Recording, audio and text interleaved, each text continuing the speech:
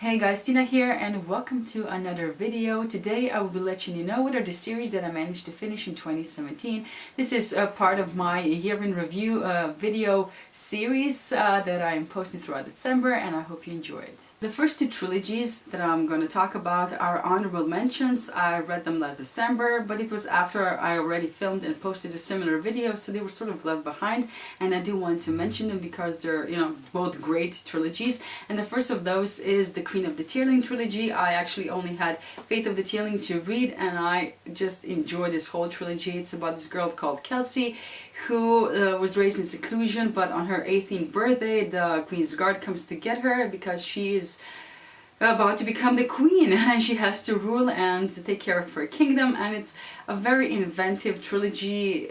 Things are definitely not like they are in different fantasy trilogies. Things are happening. It's just very different, and I really enjoyed it. I did not care for the ending all that much, but still it's a great trilogy and I do recommend it, and I have a review of it and I'll be linking it up here so you can go check it out. The second trilogy that I managed to finish last December was the Winner's Curse trilogy by Marie Rudkowski, and this is another terrific, very strong trilogy, and I really enjoyed it, especially books 1 and 2. The third one I had issues with, but that I think mostly had to do with pace. At some points really dragged and I didn't enjoy that, but aside from that it's a really solid trilogy. It tells the story of Kestrel, who is a general's daughter, and one day she's out and about and she buys a slave and the story picks up from there, and I just really enjoyed it. I was actually really pleasantly surprised by how much I enjoyed these books.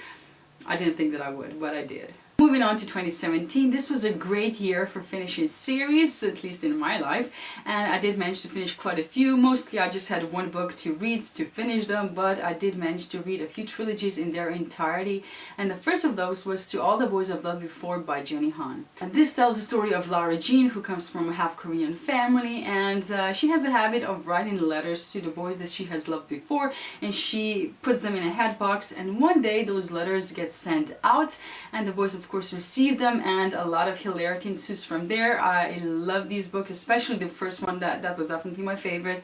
I loved her family, especially her younger sister Kitty, who was a total brat, but all in all it was a great trilogy. The next trilogy that I managed to finish was the Red Rising trilogy by Pierce Brown. This is a sci-fi dystopian trilogy that tells the story of Darrow. He lives on Mars, and on Mars, well, in this society in general, people are basically divided into different castes, but the castes are named after colors. So he's in the red level of society, and that's the lowest one. His people are basically physical laborers, and they're abused and used, and one day Darrow gets the opportunity to actually fight the system, and he takes it. And this trilogy really surprised me. I did not expect to love it as much. Golden Sun is definitely my favorite out of the three. I have to say that I did have to get used to Pierce Brown's writing style. Yeah, it took me a while, but I have to say that I really enjoyed it. These books are so fast, the pace is so fast, there's always something going on, and there's a lot of surprises that just shocked me. It's also definitely not young adult, it's pretty gruesome at points, and you have to have a pretty strong stomach to actually get through these books at some points. But yeah, I'm really looking out to the Iron Gold that comes out in January, but yeah, these are definitely favorites of this year. The next trilogy that I managed to finish is The Reckoners by Brandon Sanderson. I have a review of this as well, so I'll be linking it up above. This is a young adult sci-fi series of his, and it tells the story of David. He lives in a world where epics rule. Epics are a result of this event called Calamity, when people got superpowers, but for some reason they didn't turn good, but they turned evil, and Steelheart, which is one of the epics, actually killed David's father, and because of that David is adamant that he will fight and win against the epics. And he also has a secret because he knows that Steelheart, who is supposed to be invincible, can bleed. So if he can bleed, he can be killed, right? And he decides to join the Reckoners, which is the only group in the world that is actually fighting these epics. And we see him struggle to get into this group and then struggle to actually win against the epics. I love this trilogy. It was a lot of fun, and I loved it. And then comes my favorite trilogy of this year, and that is A Raven's Shadow by Anthony Ryan. I read Blood Song and I just got so enthralled with this world and this story and these characters that I had to just finish it. And this was one of the trilogies that I didn't plan to read, because I actually made a list of trilogies that I want to finish this year, and this just sort of snuck in because I didn't even own it at the beginning of the year. But yeah, I just fell in love with it, as you know if you watch my videos.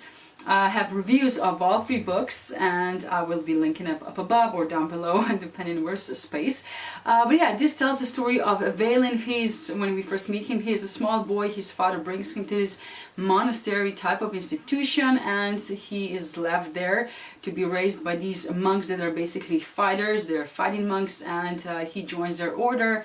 And from there we follow him throughout his life. There's definitely a lot in this world that he is not aware of as a small boy, and throughout the story he gets to learn more about it, and it's just epic and so good. And if you love fantasy, please pick it up, it's so good. I just enjoyed it so much, and yeah, I loved it. I should stop gushing. Moving on to the rest of the series that I managed to finish this year. The first of those is Monsters of Verity duology by V. Schwab. I only had to finish or read Our Dark Duet this year, and I did, and I enjoyed it a lot. I think more than the Savage Song last year. So this is a story that takes place in a city called Verity, and it's divided between northern and southern side, and monsters rule this city because every evil action that humans perform actually produces an actual physical monster, and these monsters are different types. But on the north side, a guy called Harker rules the monsters and controls them, and people actually have to pay him money for protection. While on the south side, we have a man that is actually trying to fight the monsters, but he does have a few monsters on his team as well that help him fight the north side. And also divided into these 2 groups are Kate, who is Harker's daughter, and she wants to be more like her father, and she wants to, I think she's sort of clueless about her father actually to some point, to some degree.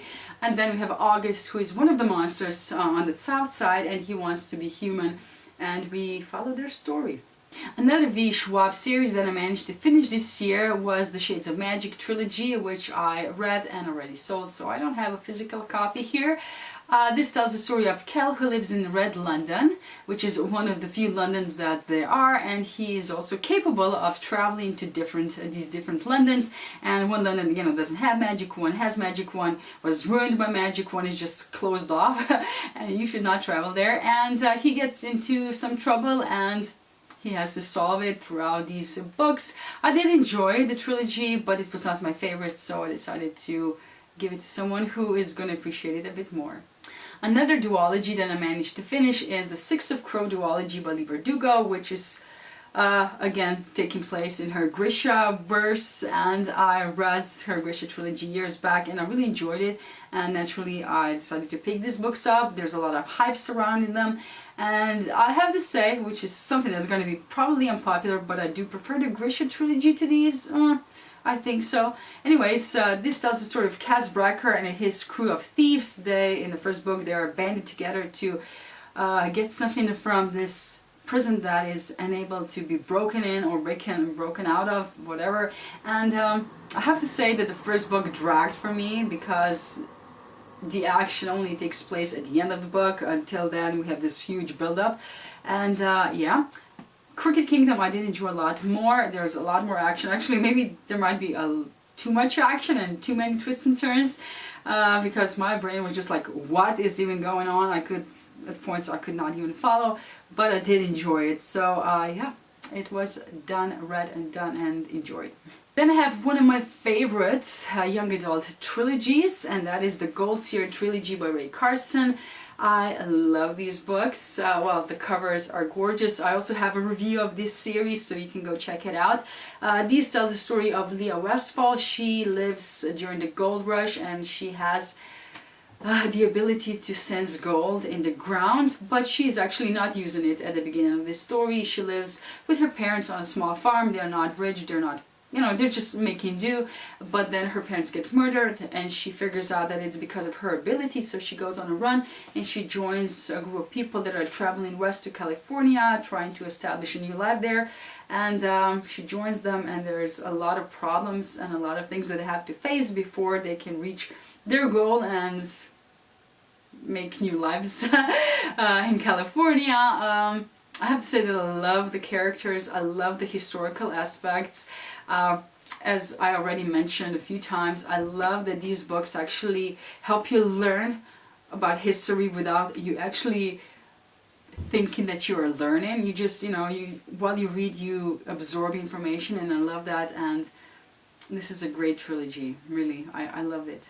I also managed to finish A Court of Thorns and Roses trilogy. A Court of Wings and Ruin came out this year, and I of course have read it and more or less enjoyed it. It was definitely not my favorite out of the trilogy. Akamath is still there on the top, but these books tell the story of Feyre. She's a human girl that lives in a world that is divided between humans and fairies, and one day she kills a fairy, and she has to pay the price because another fairy comes to get her, and as her punishment she is supposed to go live on the fairy side, and soon she gets absorbed into their world and intrigues and just everything that's going on, and her life gets a lot of, you know, messed up after that.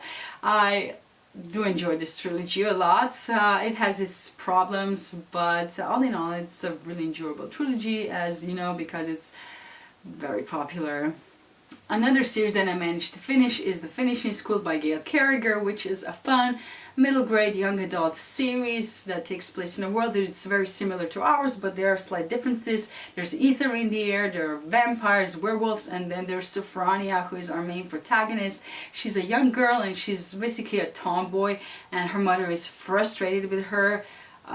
So she decides to send her to a finishing school, but sadly she did not do her research, and she sends her to a school that is a cover for a school for assassins, spies, and the like.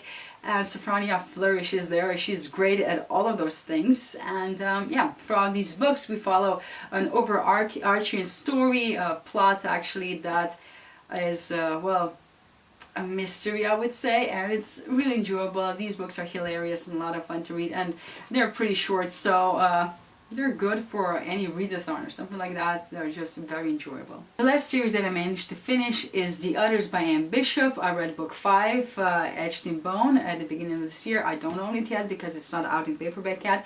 And there's also going to be a spin-off now, which I'm really looking forward to. But yeah, anyways, I have talked about this series a lot on my channel before. It tells the story of Meg, who lives in a world that is similar to ours, but there are slight differences. Nature is a lot more vicious and it's fighting back when the humans try to destroy it. There are vampires, werewolves, other creatures, and there's also blood prophets, which is what Meg is. She was actually living in this institution that abused her for her powers, and she ends up in a lakeside courtyard, which is a place where these other creatures live, and they're sort of a go-between nature and humans, and she finds a home there and meets a lot of great people, and I just love this series. It's great.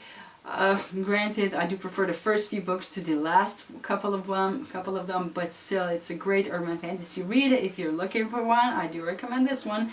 But yeah, that's actually all the series that I managed to read or finish this year. I'm actually pretty pleased with the result.